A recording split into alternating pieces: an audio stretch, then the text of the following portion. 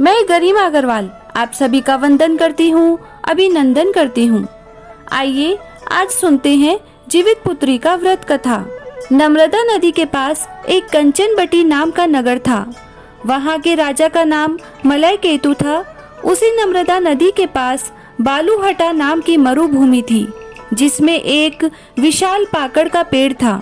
उस पेड़ पर एक चील रहती थी और उसी पेड़ के नीचे एक सियारिन भी रहती थी। चील और सियारिन दोनों ही पक्की सहेलियां थी। एक बार कुछ महिलाओं को जितिया व्रत करते देख चील और सियारिन ने भी यह व्रत करने का संकल्प लिया। जिस दिन दोनों को व्रत रखना था, ठीक उसी दिन शहर के एक बड़े व्यापारी की मृत्यु हो गई और उनका दाह संस्कार उसी मरुस्थल पर हुआ।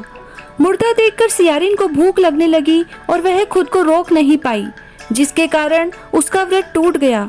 परंतु चील ने खुद पर संयम रखा और पूरी श्रद्धा और नियम से अपना व्रत पूरा किया। अगले दिन व्रत का पारण भी किया।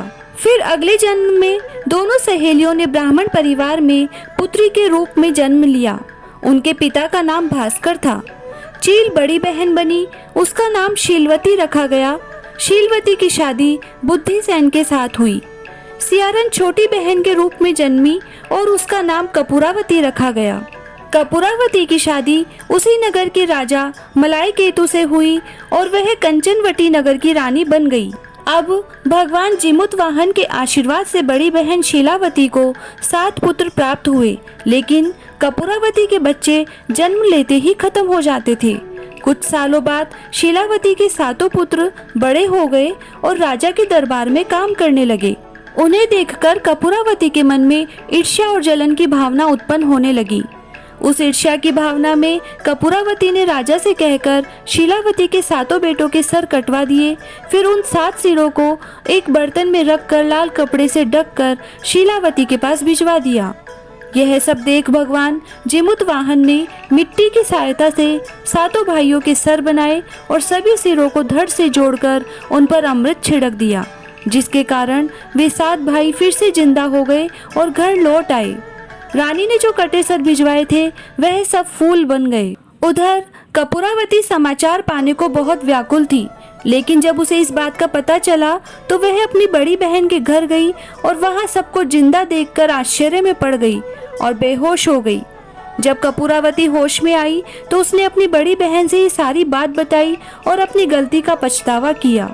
भगवान जिमुतवाहन की कृपा से बड़ी बहन को पूर्व जन्म की सारी बात याद आ गई और वह अपनी छोटी बहन को उसी पेड़ के नीचे लेकर गई और वहां पूर्व जन्म की सारी बातें सुनाई, जिसे सुनकर कपूरावती फिर बेहोश हो गई और मर गई। जब राजा तक इस बात की सूचना मिली तो उन्होंने उसी जगह पेड़ के नीचे कपूरावती का दाह संस्कार कर दिया। इसीलिए यह व्रत पुत्र की रक्षा करने वाला माना जाता है। यह जीवित पुत्री का व्रत महिलाएं अपने संतान की रक्षा और कुशलता के लिए करती है। जो स्त्रियां आश्विन कृष्ण अष्टमी के दिन उपवास रखकर प्रदोष काल में जिमुतवाहन की पूजा करती है तथा कथा सुनने के बाद ब्राह्मण को दक्षिणा देती है, वह पुत्रों का पूर्ण सुख प्राप्त करती है। व्रत का पारण दूसरे दिन अष्टमी तिथि की समाप्ति के बाद किया जाता है। यह व्रत अपने नाम के अनुरूप फल देने वाला है। इसके बाद बिंदायक जी की कहानी सुने।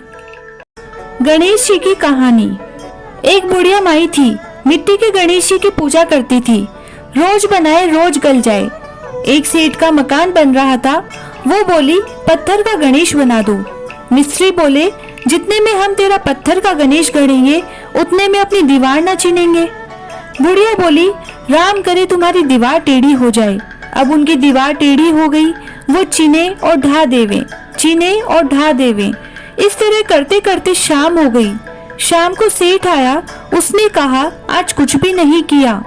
वो कहने लगे, एक बुढ़िया आई थी, वो कह रही थी मेरा पत्थर का गणेश गढ़ दो। हमने नहीं गढ़ा तो उसने कहा तुम्हारी दीवार टेढ़ी हो जाए।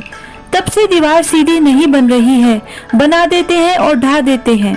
सेठ ने बुढ़िया को बुलवाया। सेठ ने कहा, हम तेरा सोने का गणेश गढ़ देंगे, हमारी दीवार सीधी कर दो। सेठ ने बुढ़िया को सोने का गणेश गढ़ा दिया। सेठ की दीवार सीधी हो गई। जैसे सेठ की दीवार सीधी करी वैसी सबकी करना। जय गणेश जी महाराज।